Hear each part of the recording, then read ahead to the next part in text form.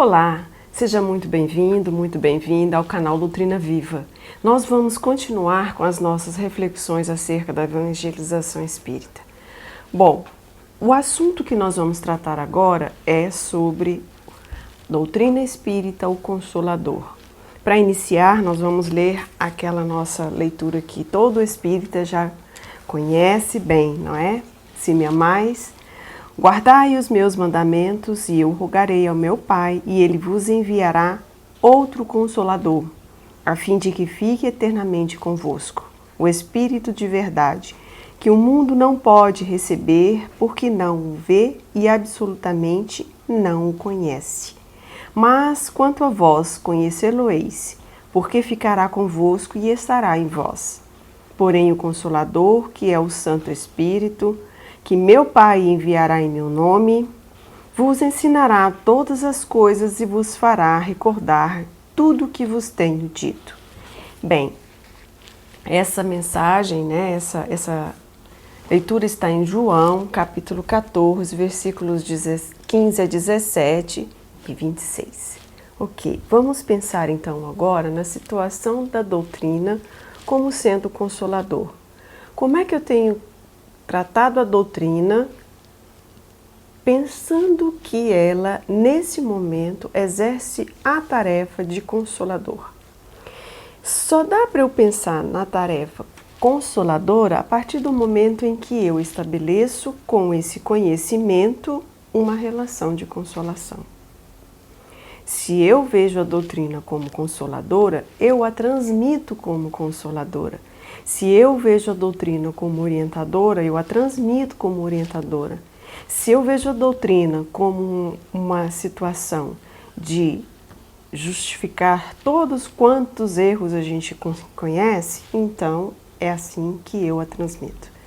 O ideal é que nós entendamos que a doutrina é o nosso consolador. Sendo consolador, por mais que erremos, nós temos um princípio fundamental de que todo erro pode ser reparado.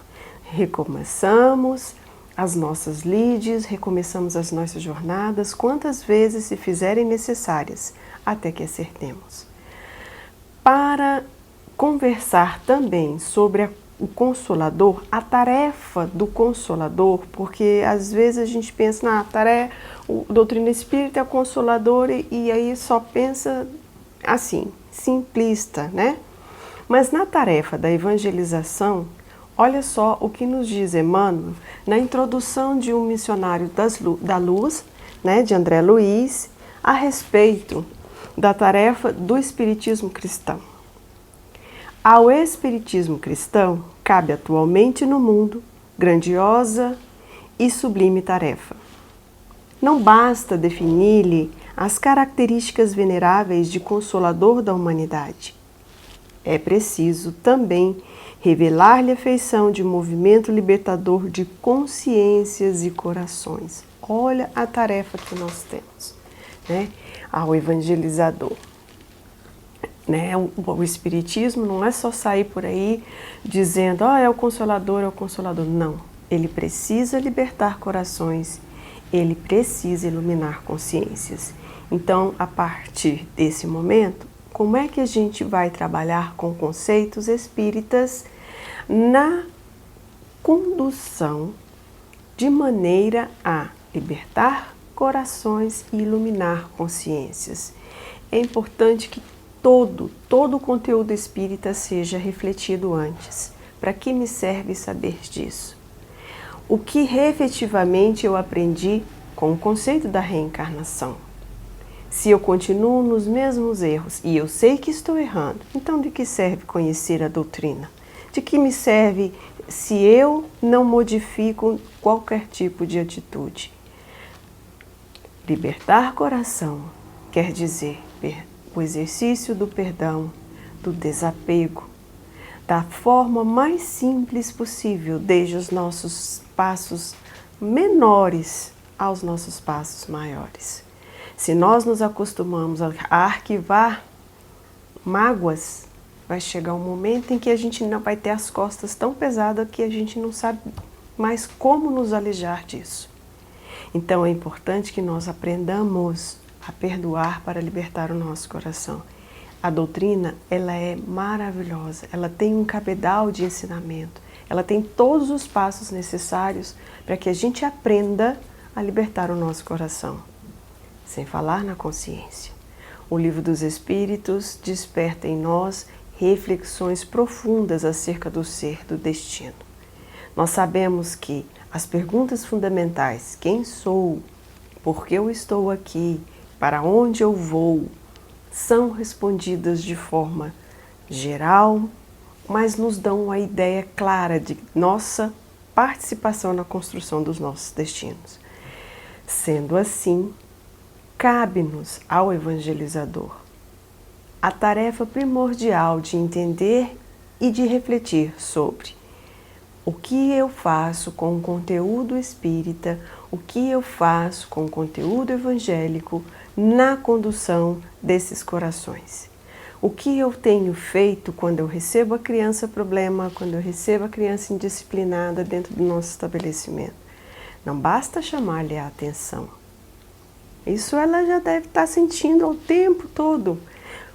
A criança não é indisciplinada por si mesma, ela está indisciplinada. Quando nós vemos desta maneira, nós tentamos entender por que ela está se comportando daquela maneira.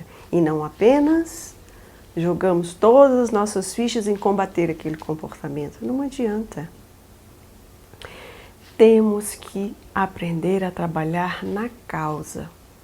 Temos que olhar para a nossa criança, para o jovem e para o adulto a causa daquele comportamento.